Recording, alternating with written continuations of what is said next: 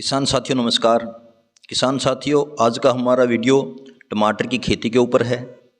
इस वीडियो में टमाटर की खेती को लेकर संपूर्ण जानकारी हम आपको देने वाले हैं। वीडियो थोड़ा लंबा हो सकता है, परंतु पूरा वीडियो अगर आप ध्यानपूर्वक देखते हो तो कोई भी जानकारी और कोई भी सवाल आपका बाकी नहीं रहेगा। किसान साथियों, इस वीडियो में टमाटर की खेती से जुड़ी हर जानकारी, हर समस्या पॉइंट टू पॉइंट हम कवर करने की कोशिश करेंगे, जैसे कि सही समय, बेसल डोज, खेत की तैयारी, बेड मल्चिंग, सीड वैरायटी, टमाटर में लगने वाले रोग, उनके उपचार, बांस की बंधाई, पूरा फर्टिगेशन और स्प्रे शेड्यूल। आज का ये वीडियो किसान साथियों सभी किसानों को ध्यान में रखकर हमने बनाया है। जिन किसानों के पास ड्रिप इरिगेशन की सुविधा है और उन किसानों के लिए भी जिनके पास ड्रिप इरिगेशन की सुविधा नहीं है या बजट नहीं है, परंतु वो टमाटर की खेती कर अच्छा मुनाफा लेना चाहते हैं। किसान साथियों, टमाटर की खेती के सही समय की अगर हम बात करें तो पूरे भारत में पूरे वर्ष भर इसकी खेती की जाती है, जैसे कि मार्च अप्रैल, जुलाई अगस्त, नवंबर दिसंबर। किसान साथियों, हम टमाटर की सीड वैरायटी की बात करें तो नंबर 1 पर हमने रखा है सिमनस कंपनी का अभिलाष। किसान साथियों, इसकी मार्केट वैल्यू बहुत अच्छी है, इसकी पैदावार बहुत अच्छी है, भारत के सभी क्षेत्रों में ये आसानी से उपलब्ध हो जाता है और पूरे वर्ष और पूरे भारत में इसकी खेती की जाती है। इसके अलावा अगर हम दूसरे सीडों की बात करें तो सिजेंटा का हिमशिखर है, सिजेंटा का साहू है, VNR कंपनी का 3357 है, साइन कंपनी का ड्रैगन है। साथियों, आप नर्सरी के लिए इनमें से किसी भी एक सीड का चुनाव कर सकते हो या फिर आपके क्षेत्र में अच्छी पैदावार देने वाला कोई प्रचलित सीड जो है उसको भी ले सकते हो। किसान साथियों, अब हम बात करते हैं नर्सरी की, तो लगभग 100 ग्राम बीज प्रति एकड़ के लिए पर्याप्त रहता है। क्यारियाँ आपको छोटी और समतल रखनी है। समान रूप से पूरी क्यारी के अंदर जो बीज है उसको बो देना है। पूरा बीज मिट्टी से ढक जाना चाहिए और ध्यान रहे बीज ज़्यादा गहराई में भी ना जाने पाए। किसान साथियों, हम बात करें नर्सरी में सिंचाई की तो इसके लिए आप स्प्रे पंप का यूज कर सकते हो। याद रखें, सिंचाई समान रूप से और नमी पर्याप्त आपकी जो नर्सरी है उसके अंदर बनी रहनी चाहिए। तो किसान भाई कोकोपीट ट्रे में अपनी नर्सरी तैयार करना चाहते हैं तो बहुत अच्छी बात है। इससे जर्मिनेशन रेशो भी बहुत अच्छा रहता है और खरपतवार की समस्या भी आपके सामने नहीं आती है। जैसे ही आपका पूरा सीड जर्मिनेट हो जाए तो उसके 4-5 दिन बाद आप एक हल्का स्प्रे साफ पाउडर का आपकी नर्सरी के अंदर निकाल देना। जब किसान साथियों आपकी सीडलिंग पौध 15 दिन की हो जाए तो आपको पाउडर और इसके साथ NPK 19-19 का एक हल्के स्प्रे निकाल देना है। 20 से 25 दिन के बीच में किसान साथियों हमारी जो सीडलिंग है वो ट्रांसप्लांट के लिए तैयार हो जाती है, परंतु उससे पहले हम कुछ महत्वपूर्ण बात कर लेते हैं बेसल डोज की और खेत की तैयारी की।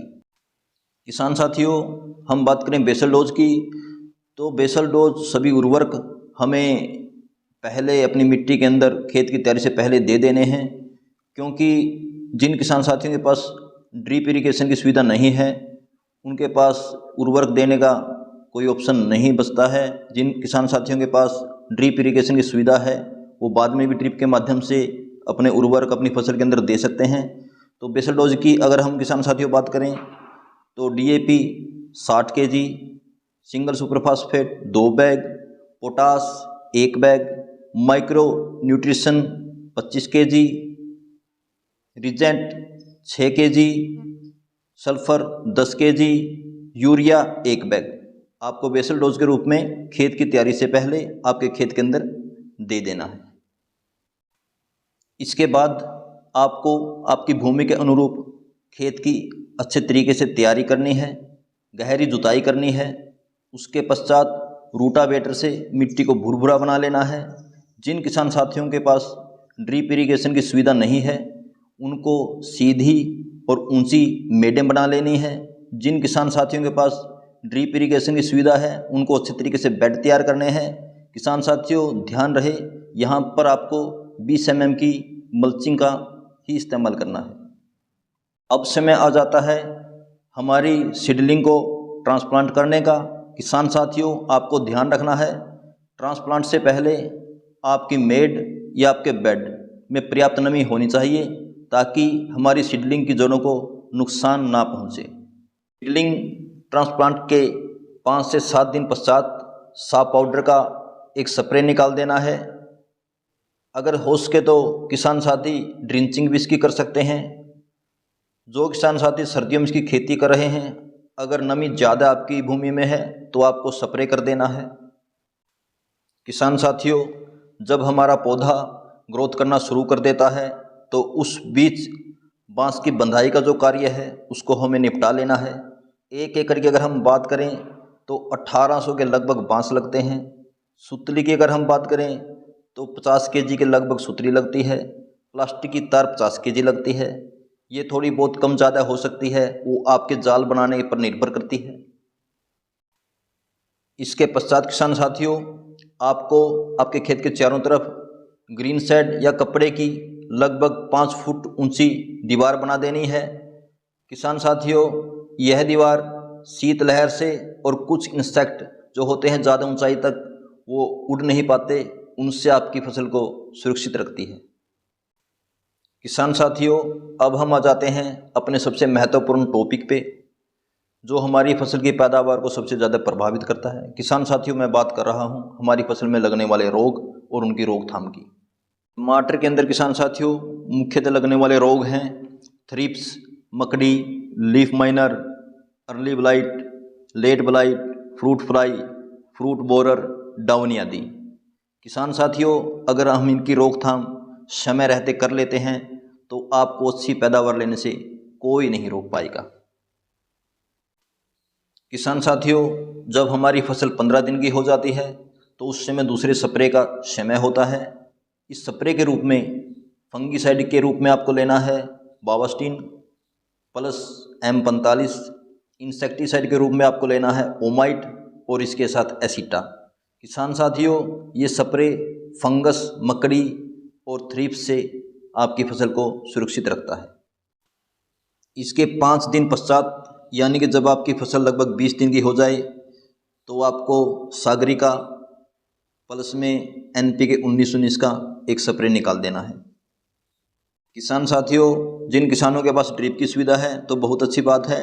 इस समय सागरिका, NPK 1919 और ह्यूमिक एसिड आप ड्रिप के माध्यम से आपकी फसल में दे सकते हो। जब आपकी फसल किसान साथियों 25 से 30 दिन की होती है तो इस समय अर्ली ब्लाइट और बैक्टीरियल ब्लाइट का अटैक होने का खतरा जो है बढ़ जाता है। इस समय कॉपर बेस्ड फंगीसाइडों का हमें यूज़ करना है, जैसे ब्लाइटॉक्स 50, इसके साथ आपको मिलाना है सेप्ट्रोसाइक्लिन 6 ग्राम प्रति एकड़, और इंसेक्टिसाइड के रूप में किसान साथियों इस समय आपको लेना है बायर कंपनी का सोलोमन। हमारी फसल 35 से 40 दिन के बीच में होती है तो कॉपर बेस्ड फंगीसाइड का यूज़ हमें नहीं करना होता। इस समय हमारी फसल फ्लावरिंग स्टेज पर होती है, इससे हमारी फसल में फल फूल गिरने का जो खतरा है वो बना रहता है। इसीलिए फंगीसाइड के रूप में सिजेंटा कंपनी का रेडोमिल आपको इस्तेमाल करना है। इंसेक्टिसाइड के रूप में डेलीगेट आपको इस्तेमाल करना है। बैक्ट्रोमाइसिन इसके अंदर ऐड कर लेना है। इस समय आपको एक ग्रोथ रेगुलेटर आपकी इस स्प्रे में ऐड कर लेना है। ग्रोथ रेगुलेटर के रूप में प्लानोफिक्स आप ले सकते हो, विद्युत ले सकते हो, या किसी भी कंपनी का कोई अच्छा ग्रोथ रेगुलेटर की उचित मात्रा आप इस स्प्रे में ऐड कर सकते हो। 45 से 50 दिन बाद किसान साथियों आपको बायोवीटा और 0050 का स्प्रे निकालना है। इससे आपके फलों की साइन और साइज बहुत अच्छा रहता है। 50 से 55 दिन के बाद किसान साथियों जो स्प्रे आप निकालोगे उसमें आपको लेना है एम्प्लीगो। फंगीसाइड के रूप में आपको लेना है रिवर्स सिजेंटा कंपनी का, उसके साथ लेना है एंट्रोकोल। किसान साथियों इस स्प्रे से लीफ माइनर की, लेट ब्लाइट की, फंगस की, हर प्रकार की समस्या आपकी फसल के अंदर से ख़त्म हो जाएगी। 70 दिन के बाद किसान साथियों आपको लेना है बायोवीटा। फंगीसाइड के रूप में आपको इस्तेमाल करना है इक्वेशन प्रो, और इंसेक्टिसाइड के रूप में आपको इस्तेमाल करना है बासफ कंपनी का सफीना। इस स्प्रे से किसान साथियों आपके फलों की साइन और साइज अच्छी रहेगी। लेट ब्लाइट या फंगस की कोई समस्या है तो वो ख़त्म हो जाएगी। आपकी फसल के अंदर कीटों का प्रकोप है, सफ़ेद मक्खी, फ्रूट फ्लाई, जब आपकी फसल 80 से 90 दिन के बीच में होती है उस समय फंगिसाइड के रूप में इस्तेमाल करना है एमिस्टार टॉप। इंसेक्टिसाइड के रूप में यूपीएल कंपनी का गुंथर। साथ में ऐड करना है सेप्ट्रोसाइक्लिन 6 ग्राम प्रति एकड़ की डोज से। किसान साथियों, फर्टिगेशन के साथ साथ अगर हम अपनी टमाटर की फसल सर्दियों के अंदर कर रहे हैं तो पाले से भी उसको हमें सुरक्षित रखना होता है, क्योंकि पाला पूरी फसल को एकदम से नष्ट कर सकता है। इसीलिए किसान साथियों, मैं कुछ तरीके आपको बताता हूं कि किस प्रकार से आप पाले से अपनी फसल को सुरक्षित रख सकते हो। पाला गिरने की जो संभावना है किसान साथियों, वो जनवरी के लास्ट वीक में या फरवरी के महीने में ज़्यादा होती हैं। या इसका अनुमान आप इस तरीके से भी लगा सकते हो कि सर्दियों के महीने में जिस दिन कोहरा ना हो, मौसम बिल्कुल साफ़ हो, तेज़ अच्छी धूप दिन में निकली हुई हो, तो आप इसका अंदाज़ा लगा लेना कि ये पाले के संकेत हैं। इससे बचने के लिए आपको आपकी फसल के अंदर सिंचाई कर देनी है। हो सके तो किसान साथियों सिंचाई शाम के वक्त कीजिए, हो सके तो रात के समय करें तो और भी बहुत अच्छा है। दूसरा जो तरीका है किसान साथियों वो ये है कि आपको आपके खेत के चारों तरफ धुआं कर देना है, जिससे टेम्परेचर डाउन आ जाता है और जो पाला है आपकी फसल की पत्तियों पे नहीं जम पाता। पाले से बचने के लिए किसान साथियों आपको आपकी फसल के अंदर सल्फर का स्प्रे कर सकते हो, परंतु किसान साथियों आपको यहाँ पर ये ध्यान रखना है, अगर आपकी फसल फ्लावरिंग स्टेज पर है उस समय आपको लिक्विड सल्फर का ही प्रयोग करना है। कोई भी स्प्रे किसान साथियों आप कर रहे हो तो उसके साथ आपको सिलिकॉन बेस्ड चिप को मिला लेना है। इससे किसान साथियों क्या होता है, आपकी फसल की पत्तियों पर यह पाले को जमने नहीं देता है। जिन किसान भाइयों के पास ड्रिप की सुविधा है वो किसान भाई दवाई और उर्वरक आपकी फसल के अंदर ड्रिप के माध्यम से दे सकते हो, उससे आपको और भी ज़्यादा लाभ होगा। आप आपकी फसल के अंदर सही समय पे और हमारे द्वारा बताए गए तरीके से अगर देखभाल करते हो तो बहुत अच्छी पैदावार निश्चित रूप से आपके खेत के अंदर होने वाली है। आपकी फसल रोग मुक्त और स्वस्थ होगी, अच्छी पैदावार देगी। इसी उम्मीद और विश्वास के साथ धन्यवाद। जय हिंद।